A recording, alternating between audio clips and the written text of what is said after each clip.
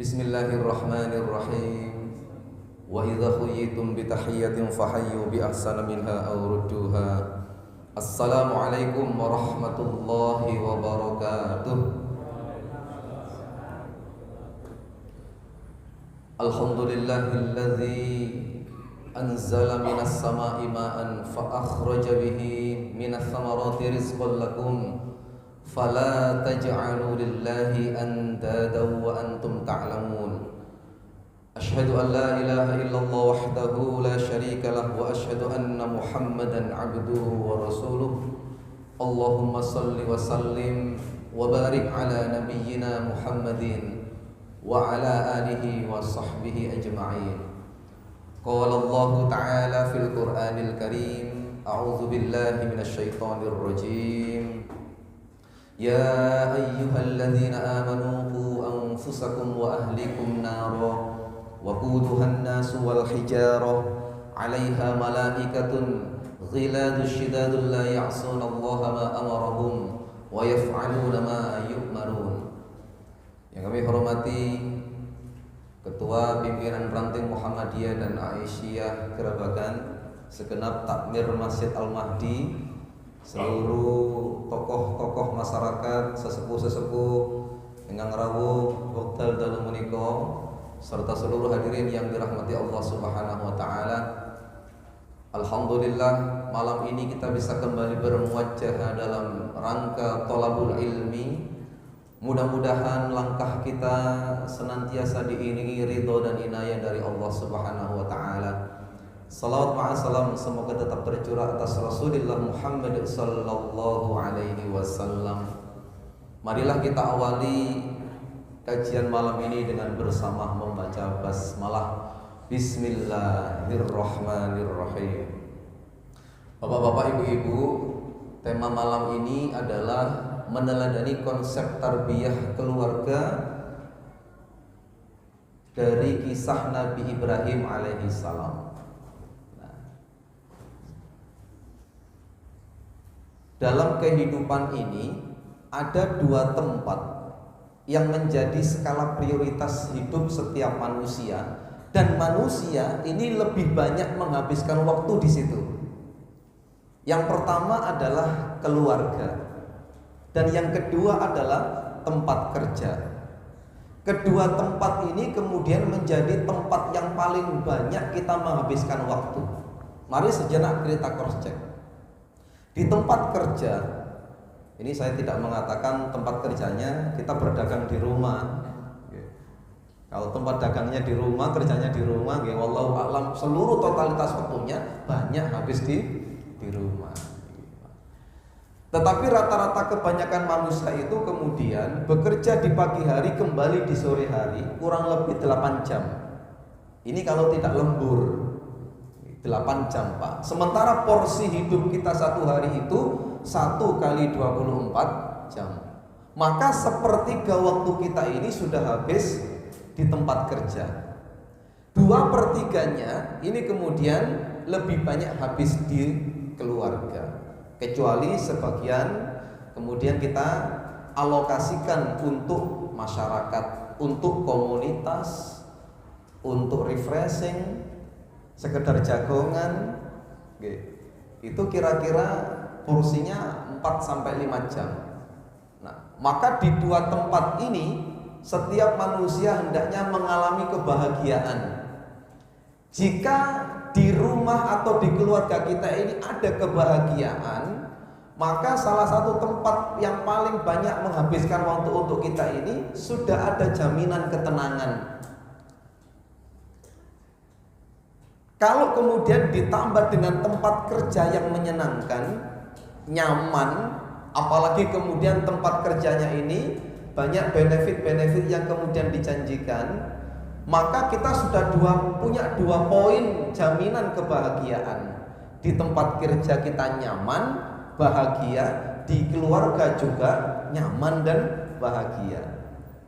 Jika salah satu di antara keduanya ini tidak ada kebahagiaan, setidak-tidaknya masih ada salah satu yang bisa menjadi sumber kebahagiaan. Di rumah tidak mendapatkan kebahagiaan, minimal kita bisa mengurai penat kita ini di tempat kerja. Sebaliknya, jika di tempat kerja ini kemudian tidak mengalami kebahagiaan, minimal kita bisa meletakkan itu sejenak, kemudian kita mendapatkan kebahagiaan di rumah. Yang jadi masalah itu kalau dua tempat ini tidak menjanjikan kebahagiaan. Di dalam keluarga carut marut, di dalam keluarga isinya cuma ngeluh dan bertengkar. Lalu di dunia kerja isinya saling senggol, saling gesek, saling tikung, bahkan saling fitnah. Lantas kemana kemudian seseorang ini pergi jika di tempat kerja dan di dalam keluarga tidak terdapat kebahagiaan? Maka disitulah terjadi pelampiasan-pelampiasan. Oke Pak nggih? Nyambut damel mantuk niku harapane kepanggih putra putri, giliran mantuk niku isine mboten seneng. Di rumah itu kemudian tengkar, ndak enak. Harapannya di tempat kerja mendapatkan kebahagiaan. Ternyata di tempat kerja sosial gapnya itu tinggi sekali. Nah akhirnya apa? Sudah tidak ada semangat di rumah, tidak ada semangat di tempat kerja. Maka biasanya lari ke komunitas-komunitas Pak. Lari ke komunitas-komunitas. Kadang-kadang malah yang menjanjikan kebahagiaan itu kebebasan, kenyamanan, dan welcome itu malah di komunitasnya. Ya sudah. Nah, sementara kita diwanti-wanti sama Allah dalam Quran surat At-Tahrim ayat 6 tadi, wahai orang-orang yang beriman, jagalah dirimu dan keluargamu dari pedihnya siksa api neraka, yang bahan bakarnya adalah kebanyakan manusia dan bebatuan. Manusia dan batu Pak isinya neraka itu. Yang jaga siapa? Oh yang jaga bukan orang dalam Pak. Nggak punya, kita nggak punya orang dalam. Kita nggak bisa menghadirkan kemudian hakim-hakim, pengacara yang membela kita. Di dalamnya ada malaikat-malaikat yang kasar, yang keras, yang tidak pernah durhaka kepada Allah dan tidak pernah kemudian hanya melaksanakan apa yang Allah perintahkan kepadanya. Nah, cara manusia, cara seseorang membangun rumah tangga itu beberapa polanya, Pak. Pola pertama itu disebut dengan experience imitatif. Pada saat kita membangun keluarga, ada kemudian di alam bawah sadar itu kita buka memori. Oh dulu bapak ibu saya itu kalau didik saya itu begini. Nah ini kemudian yang kemudian diberikan cara itu, dilanjutkan cara itu ketika dia menjadi orang tua. Oh tentu beda masa Pak. Kalau bapak-bapak ingkang rawuh ini mohon izin, kebanyakan dulu orang tuanya itu hidup di zaman penjajahan, baik itu Belanda maupun Jepang. Tidak akan pernah bisa mendapatkan sesuap nasi kalau tidak kerja. Entah itu ngasuh jeding, entah itu nyalakan lampu, entah itu ngarit dulu. Saya dapat cerita ini dari bapak saya. Nah kemudian bapak saya jadi orang tua. Duh, melihat anaknya makan itu kadang-kadang seneng gak seneng. Koci enak mangan tak kayak bapak biyen. Lah kadang-kadang begitu. Ini yang disebut dengan experience imitatif. Kalau baik yang diberikan orang tuanya dulu, maka sekarang pun baik. Tapi masalahnya kalau tidak baik, ini bahaya. Salah sedikit, plak. Kurang sedikit, plak. Sekarang diterapkan plak dan seterusnya. Yang kedua, ada seseorang itu yang kemudian membina rumah tangga itu dengan pengalaman-pengalaman yang secara temporary itu terjadi. Karena keadaan tertentu belajar dari keadaan bangkit. Di tempat baru lagi belajar dari pengalaman bangkit. Evaluasi bangkit. Sehingga kemudian ini ngalir. Begitu banyak masalah, semakin banyak belajar. Enten teng mriki, Pak. A, B, C, D dilalui, gagal, ini B C D E F G gagal, bangkit lagi. Oh ternyata begini dan begitu. Nah ada kemudian cara ketiga yang Allah tawarkan, yaitu apa? Mengambil ibroh, pelajaran dari kisah-kisah yang Allah turunkan dalam Al-Quran. Salah satunya adalah bagaimana Rasul-Rasul terdahulu ini mendidik keluarganya. Di antaranya adalah Nabiullah Ibrahim alaihis salam.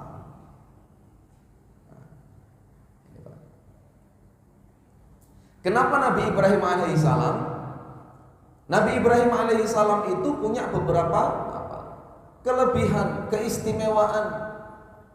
Pertama, beliau adalah Khalilullah, yaitu kekasih Allah. Karena apa kemudian Nabi Ibrahim alaihissalam dijuluki Khalilullah? Karena Nabi Ibrahim ini adalah orang yang betul-betul taat dan tunduk patuh kepada Allah tanpa tebeng aling-aling.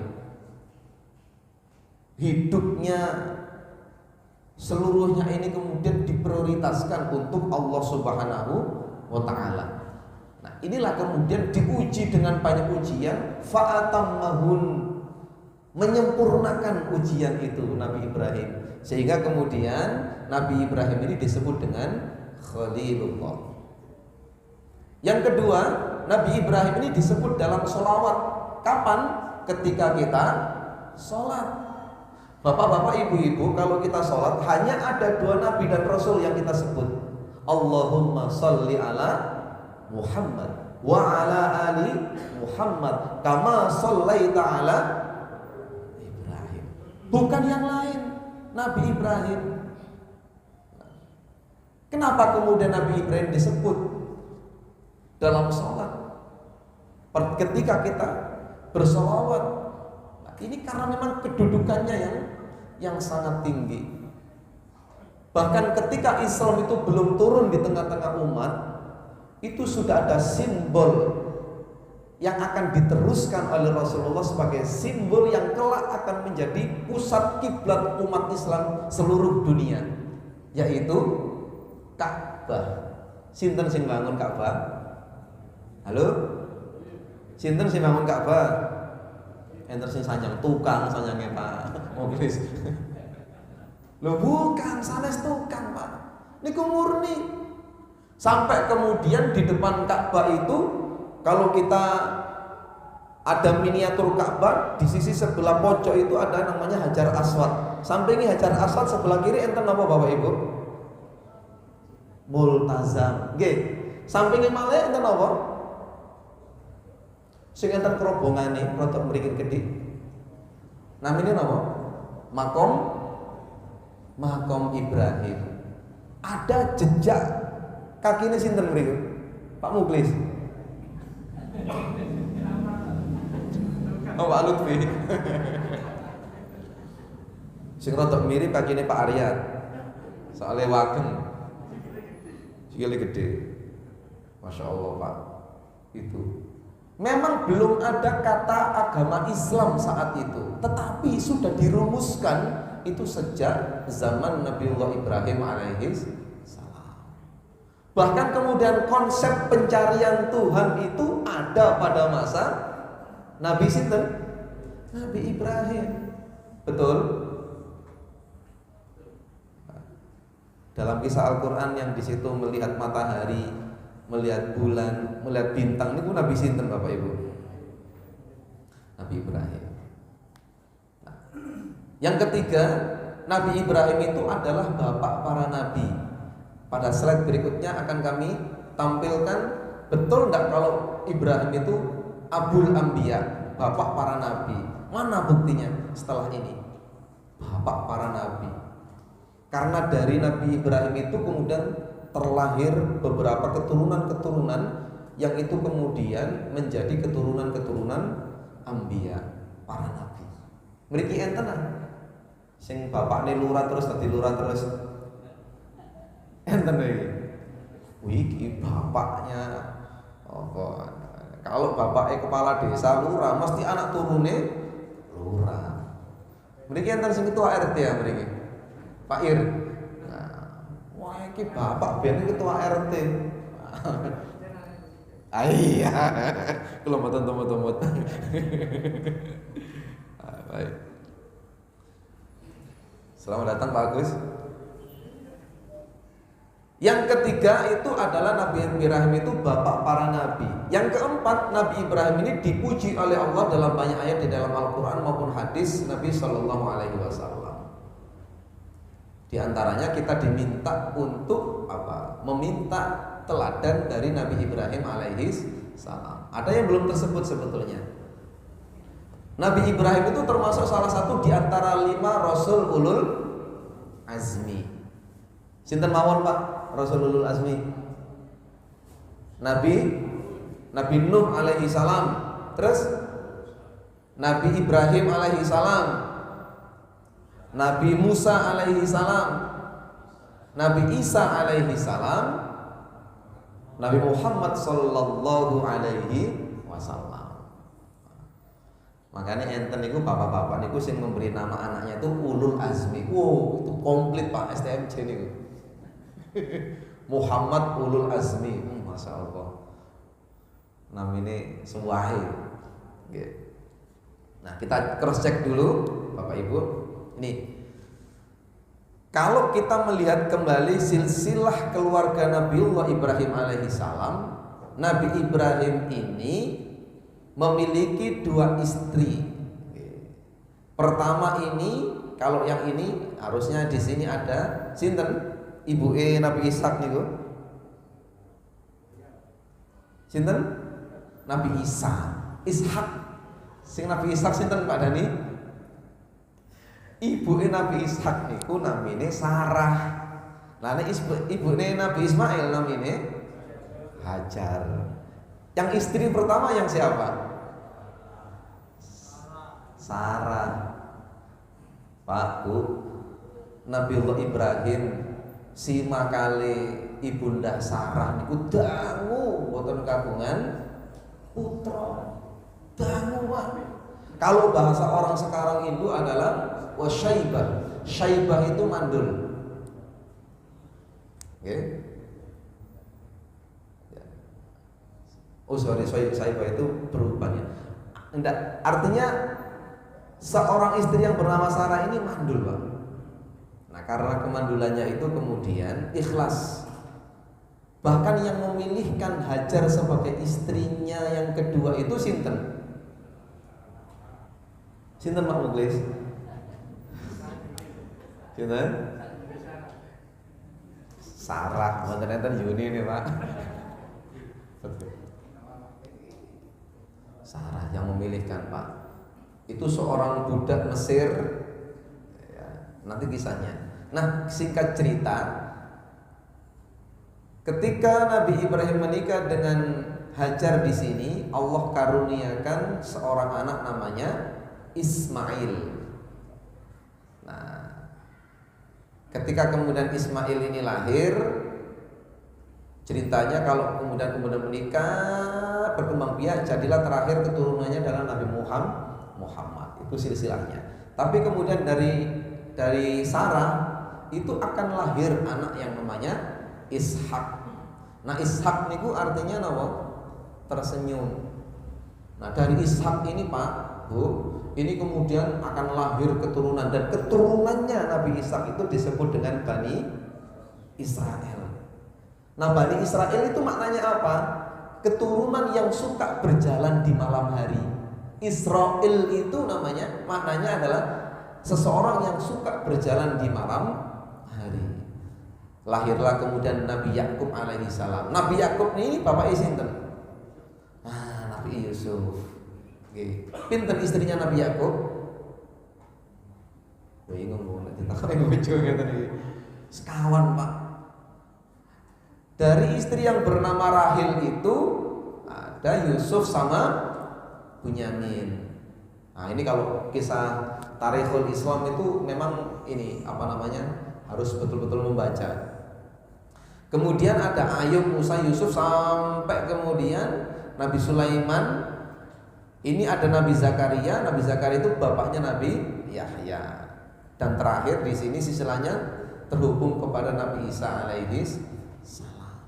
Nah, Ini Pak, Bu, kenapa kemudian Nabi Ibrahim alaihissalam itu dijuluki dengan Abul Anbiya, bapak para nabi. Masya Allah. Ini bibitnya unggul Pak. Minimal kalau di sini bapak-bapaknya sholih, anaknya juga sholih sholihah, kan nggak tenang. Nah, sekarang kita masuk materi. Kunci Nabi Ibrahim alaihissalam dalam mendidik keluarga. Pertama, sebelum Nabi Ibrahim ini menikah, itu memiliki prinsip yang sangat kuat. Saya mau tanya, sinten namine asmane bapaknya Nabi Ibrahim alaihissalam? Sinten? Azar bin Nahur. Azar bin Nahur itu punya apa? Punya kelebihan memahat patung. Nah, ini Pak. Ini luar biasa loh Pak. Bapaknya niku pentolane kafir Pak. Sing bagian tukang damel berhala. Nah, seakan-akan tidak mungkin lahir dari seorang ayah yang menjadi pentolan orang-orang yang buruk itu kemudian menjadi seorang nabi. Niki hikmah. Contoh yang lain, tepang kali Fir'aun. Dereng kenalan nggih. Auzubillah dengan balik maling nggih. Fir'aun itu punya istri namanya Asia. Fir'aun itu mendeklarasikan dirinya sebagai Tuhan. Lah kok istrinya ini kemudian menjadi istri yang dijamin Allah masuk surga. Beberapa fakta dalam kehidupan ini, ketika Allah turunkan hidayah dan memiliki prinsip yang kuat, ini akan menjadikan kita ini memiliki apa? Potensi dan kualitas hidup itu tinggi. Nabi Ibrahim itu dengan Allah bekali kecerdasan dan kekritisan, daya kritis nalarnya, Ibrahim ini kemudian mencoba mengurai kenapa berhala yang tidak bisa mendatangkan mudorot bahkan kemaslahatan ini disembah, diuji coba Pak, dieksperimen.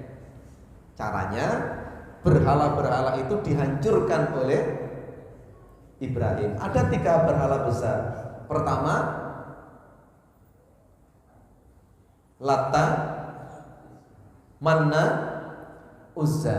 Nah ini 3 berhala besar ini kemudian, dan seluruh berhala-berhala kecil itu dihancurkan oleh Ibrahim. Bahasa ini ku ngetes. Kira-kira kalau dihancurkan berhala ini ada dampak nama buatan. Kira-kira begitu. Kapak yang paling besar kisahnya kemudian digantungkan di leher berhala yang paling besar. Nah ini. Di situ ternyata bagaimana daya kritisnya Nabi Ibrahim kepada lingkungan sekitar, lalu mengedukasi lingkungan, bukan hanya frontal tapi mengedukasi. Ini kadang-kadang kalau kita berhadapan dengan masyarakat yang ngeyel Pak, itu tidak perlu dengan ilmu. Ngapunten. Kadang-kadang kalau kita ini ketemu dengan seseorang yang ngeyel, ilmunya nggak bisa dimasukkan, ya sudah, cara lain yang juga bisa dipahami dengan kengeyelnya itu. Ya sudah, digantungkan saja kapak itu di leher berhala yang paling besar. Tatkala kembali untuk menyembah atau melakukan peribadatan, kaget. Loh, kok hancur semua Tuhan saya ini? Siapa yang menghancurkan? Karena sudah disinyalir Nabi Ibrahim yang paling antipati dengan berhala, diundang Pak. Sinten sing undang? Raja sinten? Raja sinten? Raja Namrud. Ini sambil kenalan dengan raja-raja Pak nggih. Raja Namrud kemudian tendensius menuduh langsung, kamu ya yang menghancurkan berhala. Loh, kok saya? Saya kan nggak tahu, mana buktinya kalau saya yang melakukan. Nah, akhirnya Nabi Ibrahim ini menunjuk apa? Satu berhala yang paling besar, yang di situ jelas-jelas ada barang buktinya. Barang bukti ini kalau nyantol teng gulune, kira-kira nek zaman saat ini sing dihukum sinten Pak? Halo, Halo, ada kejadian berhala ini kemudian hancur semua. Di lapangan tidak ada saksi, hanya ada barang bukti. Dan barang bukti itu jelas-jelas nyantol di leher berhala ini. Nah, saya mau tanya dengan jujur panjenengan, kalau zaman sekarang kira-kira yang dihukum siapa? Sinten? A. Yang dituduh Pak, belum ada. B. Yang sudah jelas-jelas barang buktinya nyantol di lehernya. C. Semua jawaban salah. CCTV, buatan enten zaman ya Nabi Ibrahim CCTV. Waduh. Terjadi dialog, loh kok nyalakan saya? Oh saya nggak tahu. Coba tanya Tuhanmu itu. Lawang kapaknya itu ada di lehernya. Apa jawaban Pak? Ayo kira-kira. Jawaban orang-orang saat itu realistis. Lah kok nyalakan berhala saya? Dia kan nggak bisa gerak, dia kan nggak bisa menghancurkan. Jelas dalam mindset yang otomatis itu original, mengakui bahwa kalau berhala itu tidak sanggup memberikan mudarat ataukah maslahat, jelas. Tapi karena kejahiliaannya, karena faham yang sudah antipati, maka kebenaran itu tidak bisa masuk. Ya wis, nggak cerita dihukum Pak. Jadi barang bukti beserta temuannya itu gagal menjadi landasan pengambilan hukum. Sing dihukum, sing dituduh tadi itu. Ini jangan sampai salah hukum. Gitu. Tapi kemudian Ibrahim ini prinsipnya kuat. Sampai kisah itu dalam tarikhul Islam itu diusir Pak. Ibrahim ini diusir dari kampung di Babilonia. Dulu kan kampungnya di Babilonia. Itu diusir. Ayo pergi kamu. Ya sudah pergi. Perginya kemana? Ke Mesir. Nabi Ibrahim itu. Iya ke Mesir. Pun ke Mesir nikah kali Sarah. Setelah nikah dengan Sarah, tidak punya anak, kemudian ini faktor yang kedua, kuncinya itu adalah memilih istri yang salihah. Niki Hajar niku budak Mesir yang hitam Pak, budak terus hitam, tapi mendahulukan ketaatannya dengan Allah, itu luar biasa. Itu istrinya salihah. Nah ini bapak-bapak di sini ini saya yakin Allah berikan ketulusan hati, kejernihan hati untuk memilih pasangan itu. Yang pertama faktornya adalah salihah. Syukur-syukur istrinya nama salihah. Alhamdulillah. Enten nama niki sing klop ngoten. Istri salihah, istri saya salihah. Ketemu suami namanya soleh. Nah, jadi soleh dan solihah.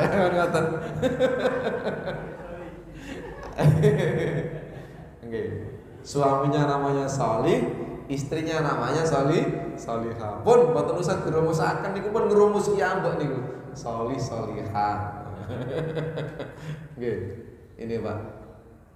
Untuk mendapatkan bibit yang unggul itu begitu. Jadi dicarilah kemudian istri yang salihah, yang taat, qanitan lillah, taat dan tunduk patuh kepada Allah. Niki saniki monggo teng griyane kiyambak-kiyambak pun salihah napa dereng? Sampun mangke? Insyaallah umpami dereng nggih diproses terus-menerus. Pun ditinggal. Gara-gara mboten salihah ditinggal. Larian milene ana apa? Ngoten. Nggih. Nek rada enten ngecemas-ngecemas sedikit ngaten nggih niku lumrah Pak nggih. Ibu niku pegel Pak nggih. Astu. Seorang ibu itu kalau dalam kondisi sakit itu tidak bisa merasakan sakit. Greges ngoten nggih wayahe masak tetep masak napa mboten kinten-kinten. Lho tetep masak lho. Padahal greges. Ayahe nyuwun digorengaken tempe. Ngoten niku mboten saged goreng kiambak bojone ngoten bapake. Nah, karena istrinya salihah. Makanya ketemu bojo sing saleh niku penting. Oh, bojone greges ku tak goreng tempe dhewe niku penting.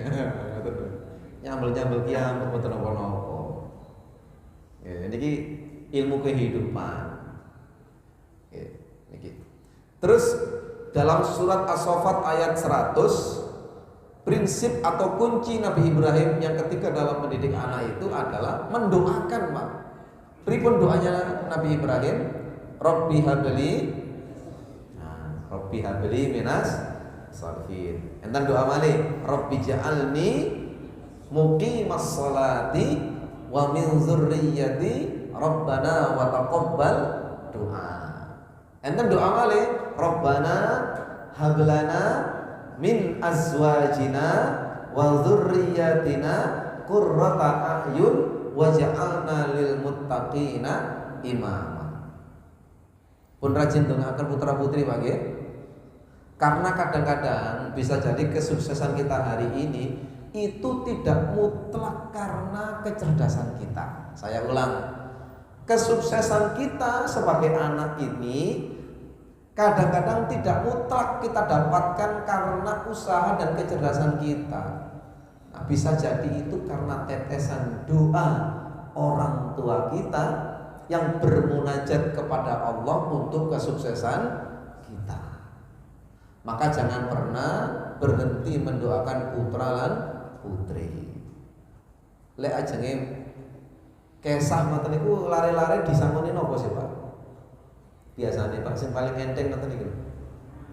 Wis le tak dongakno selamat niku, Pak. Loh, itu kelihatannya remeh loh. Alah jare batine anak aku gak butuh dongamu tok, Pak. Lho mboten ngoten. Wis le tak dongakno selamat. Niku pun penjabarane niku kuat, Pak. Selamat karire, selamat perjalanane, selamat urusane. Jenengan merantau, enten sing niki merantau teng mriki. Halo. Sing asli Pruntas niki sinten? Sing asli Grabakan niki sinten? Pribumi. Ada yang dari luar kota, Pak? Halo. Pak Agus saking pundi Pak Agus? Mojokerto kan pendatang ya, merantau ya. Pak Ali tambah pundi Pak Gerobokan Pak nggih. Dieng Jawa Tengah, Masya Allah. Masih mana pundi Pak? Jogja lho. Mboten enten sing asli mriki niku mboten enten kecuali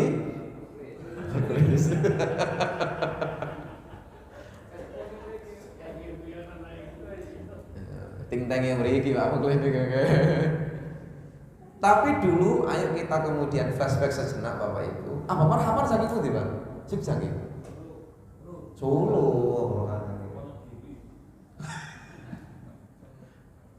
Pak Bu, dongane tiyang sepah niku angger ngucap pokoke ikhlas niku makbul Pak.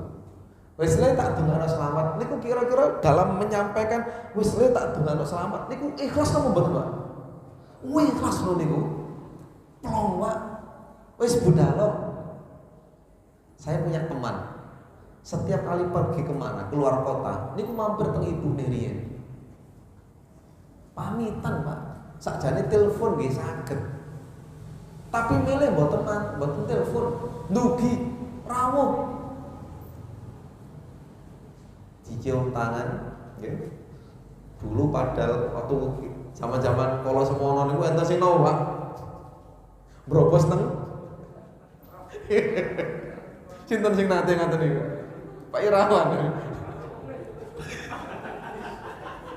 Wis Pak. Brobos Pak Lutfi. Maknanya adalah adanya keridhaan yang diminta. Sebab hadisnya jelas, ridallah fi ridal walidain wa sukhtullah fi sukhtil walidain. Ridho Allah itu bergantung ridho orang tua, murka Allah tergantung murka orang tua. Maka mendoakan anak terus Pak, nek kagungan putra lebih dari satu, jangan hanya mendoakan satu anak. Mentang-mentang ini anak kesayangan, sing dungakno niku niki mawon, mboten ansal. Bisa jadi apa yang kemudian kita khususkan doa itu, maka akan bergeser kepada anak-anak yang lain. Niki ujian. Donga niku umum. Umpami enten hajat sing lebih, nggih monggo ditambahaken, tapi jangan sampai terkhusus terus menerus.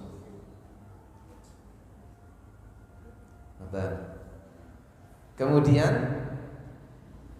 yang keempat menjadi teladan. Nabi Ibrahim itu teladan utama, menjadi teladan baik dalam hal qaul maupun perbuatan. Kadang-kadang ningali anak niku enten are-are tali muisuan Pak. Muisuan Pak. Tibae dirunut, kowe kok muisuan kok? Kadang-kadang tidak perlu dijawab, masyarakat itu langsung ngobrol balik, pantes oh bapakne muisuan. Ya kadang-kadang anak itu memiliki sifat imitatif itu kemudian tanpa diajari, niku pun otomatis. Nek bapak resikan, anak-anak resikan. Griya niku nek bapak ibu resikan, mangke nanti akan menghasilkan anak sing suka kebersihan. Lek bapak ibu niku antipati dengan kebersihan, angger tek selengkrah mun karepe dhewe pun, anak-anaknya juga akan begitu. Keteladanan dalam beribadah nggih ngoten Pak. Ingkang kagungan putra monggo diajar. Ini menjadi penting. Ini Mas Beltam ini luar biasa. Hari ini bisa menjadi imam sholat, nanti Mas David. Nggih. Sing kula kenal-kenal sing iki Mas Faris namanya Pak Mas Reza. SD muda, diangkat di sini. Ini produk-produk SD muda. Sambil marketing, Pak. Diajak. Ada beberapa ini putranya Pak Ali, ada Mas Faza, putranya Mas Dani, Pak Dani ada Mas Hamam. Putranya Pak Ali ini mondok sedang studi di Mesir, Mas Fayi, insyaallah. Mangke nek pun ngempal mriki sedanten Mas Wafi niku Masya Allah Pak. Niki Mas Faris bener nggih amin Rizki ini juga produknya SD muda pun kabeh enten dadi pengusaha ngoten Pak gak kuwabe ngimami mboten cekap niki mikrobe kuwabe royon dadi imam mboten cekap wis aku gak usah ngimami aku sing support finansial lho kudu enten ngoten wis awakmu sing ngimami, wis ngimamona. Engko aku sing suka butuhne apa? Butuh AC? Ya AC. Ngoten, Pak. Ada spesifikasi yang jadi imam.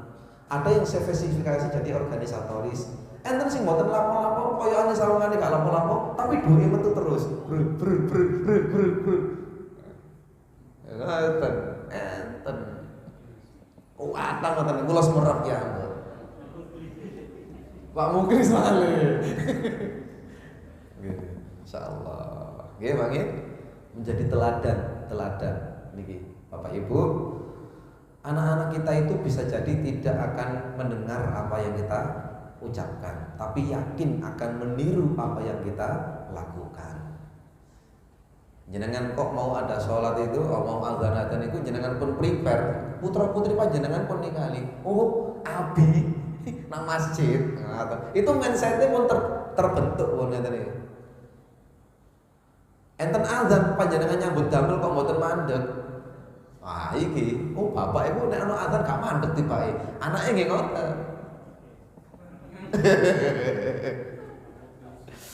Nggih ngapunten. Terus kalau yang ini memiliki lingkungan yang baik itu ada ketika Nabi Ibrahim ini menempatkan Hajar dan Ismail itu biwadin ghairi dzar'in, ya kan?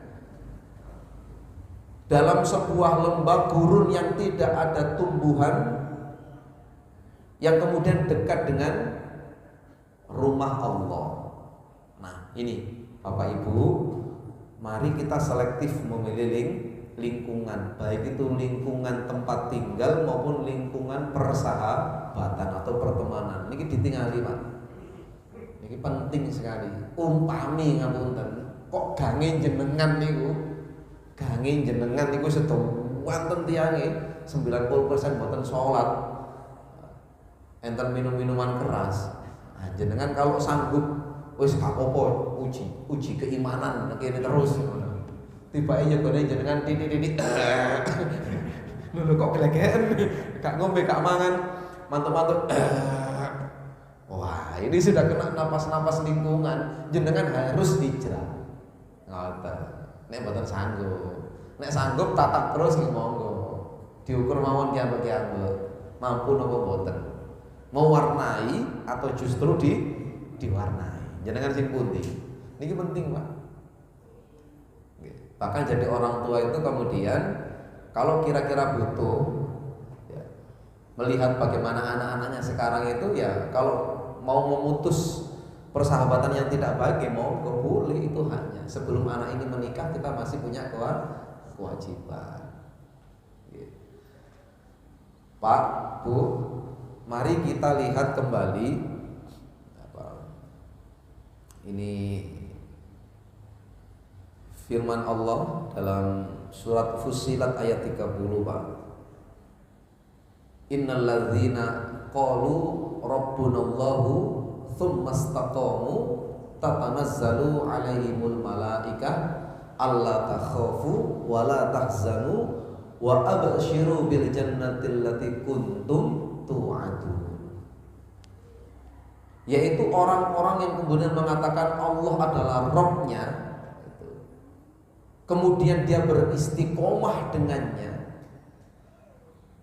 Tatanazzalu alaihimul malaika, Allah akan turunkan malaikat yang kemudian menghibur dirinya. Allah takhafu wala tahzanu, jangan kau merasa takut dan jangan bersedih hati. Wa abshiru bil jannati allati kuntum tu'adun. Karena orang-orang yang kemudian ini memiliki lingkungan yang baik, kemudian memasrahkan dirinya kepada Allah, akan diberikan balasan berupa jannah. Ngoten Pak. Nggih, sakniki pun monggo ditingali malih keluargane masing-masing, Pak nggih. Diurut ditingali. Kula riyen diajari mbah kula, nek dadi bapak iku le, sesuk lek kowe dadi bapak, nek bengi-bengi iku umpama anak-anakmu turu, tangiyo. Pastekno deloken anakmu. Disuruh melihat Pak di malam hari. Maksudnya ini niku napa? Maksudnya niku ada makna yang tersirat sebetulnya. Maknanya itu adalah qiyamul lail saja ngoten. Lalu mendoakan. Niki penting. Karena kadang-kadang jurus rasional kita ini kadang-kadang tidak masuk, tidak bisa tembus, maka jurus-jurus dengan langit itu kemudian menjadi mampu menembus itu.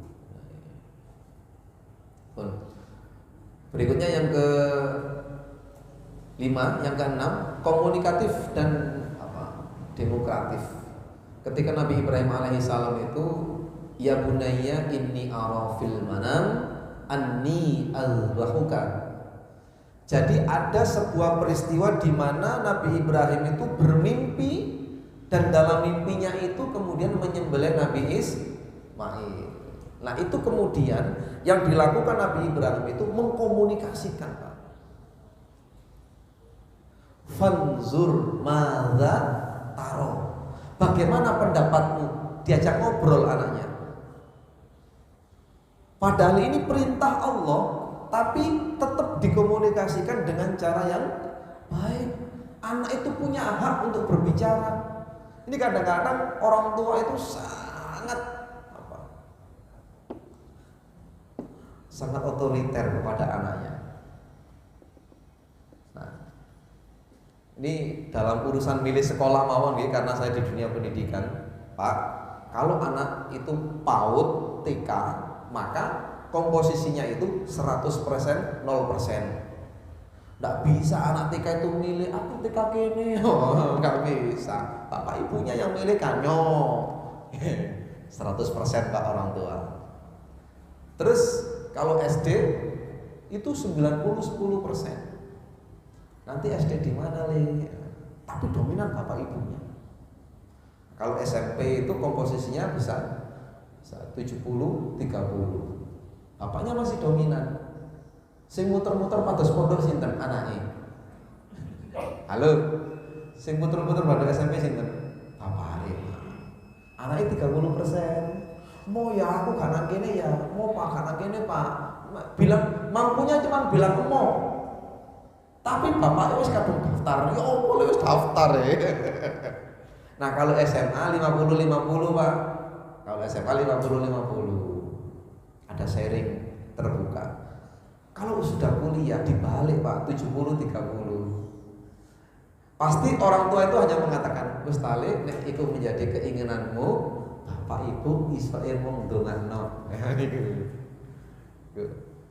Ini komunikatif dan demokratif. Nabi Ibrahim itu mengajak Ismail untuk membangun Ka'bah, diajak bangun. Ada spirit pengalaman, experience, pengalaman beribadah. Makanya bapak-bapak ini yang mau ibadah kurban itu kalau punya anak kecil-kecil itu tidak apa-apa kalau tidak trauma, kalau tidak takut ya diajak, digandeng gitu. Ningali hewan kurban, disembelih. Itu namanya pengalaman empirik ibadah kepada anak-anak. Bila perlu jenengan ini safari masjid Pak. Nek punya anak-anak yang masih kecil-kecil, seneng nih Jumatan pertama atau mriko. Anak-anak punya portofolio. Oh, masjid sana seperti itu, masjid sana seperti itu. Liburan nggih ngoten, teng pundi-pundi diajak keliling-keliling. Itu dalam ini bagus sekali. Punya experience begitu. Sampun wonten lagi. Nggih. Pun kula tutukaken segede malih, mencintai Allah, mencintai anak itu karena Allah Subhanahu wa taala. Lama tidak punya anak, begitu punya anak disuruh nyembelih. Masya Allah. Itu kalau tidak menempatkan cintanya Ibrahim kepada Allah lebih tinggi daripada yang lain, tidak bisa. Pasti menolak Pak Nabi Ibrahim. Ini karena kemudian cintanya kepada anak-anak itu karena Allah, ikhlas tulus. Nah, ketika disembelih diganti dengan seekor domba besar. Saya mau tanya Pak, itu loh, ketika proses membawa Ismail, bapak-bapak yang pernah haji dan umroh pasti tahu di mana tempat penyembelihan Ismail itu pasti tahu. Itu sama mutawif pasti ditunjukkan. Di sebuah lereng gunung Pak, itu ada tempat untuk menggeletakno Ismail itu. Nah, itu justru dalam proses akan disembelih itu kemudian digoda sama iblis supaya tidak jadi. Makanya itulah kemudian cikal bakal balang napa? Lempar jumroh. Niku dilempari. Nah, ini kalau tidak cinta karena Allah Pak tidak bisa. Ayo, ini kita kuatkan lagi. Dan yang terakhir, menyiapkan menjadi pemimpin. Nah ini, bapak-bapak, ibu-ibu, anak-anak kita ini jujur atau tidak akan menjadi pengganti kita. Oke? Disiapkan jadi pemimpin-pemimpin mulai sekarang. Kuat secara finansial harus, kuat secara pemikiran harus. Itu penting. Supaya apa? Bapaknya waktu nanti kalau sudah sepuh, ini bahagia. Bahagia nyawang gitu. Ya Allah rek, anakku rek sing siji nang kono, sing siji nang kene, ganti karo-karone, perhatian dua-duanya sama bapak dan ibunya. Niku marem Pak, tiang sepuh lek ngoten niku, nek pun sepuh ngoten niku marem. Umpami enten sakite orang tua, niku gantian ngramut. Tuk pun damel jadwal kiamat, mboten ngolehan, mboten purun ngramut. Nah, ini gagal kita berarti. Nah, ini. Oke. Jadi ini kunci keberhasilan Nabi Ibrahim alaihissalam dalam mendidik keluarga. Mudah-mudahan keluarga-keluarga kecil kita ini diberikan Allah kemudahan dalam kita mengurusnya. Paling tidak kiat-kiat ini bisa menjadi referensi kita untuk mendidik anak-anak kita dalam keluarga. Kira-kira itu yang bisa kami sampaikan. Mudah-mudahan ada guna dan manfaat yang bisa kita petik. Dan semoga Allah Subhanahu wa taala senantiasa memberikan kemudahan, ridho, ma'unah untuk kita semuanya. Amin Allahumma amin. Dan marilah kita akhiri dengan bersama membaca hamdalah. Alhamdulillahirabbil alamin dan kafaratul majlis. Subhanakallahumma wa bihamdika asyhadu an la ilaha illa anta astaghfiruka wa atubu ilaik. Nasrun minallah wa fathun qarib wa basyiril mu'minin. Wassalamualaikum warahmatullahi wabarakatuh.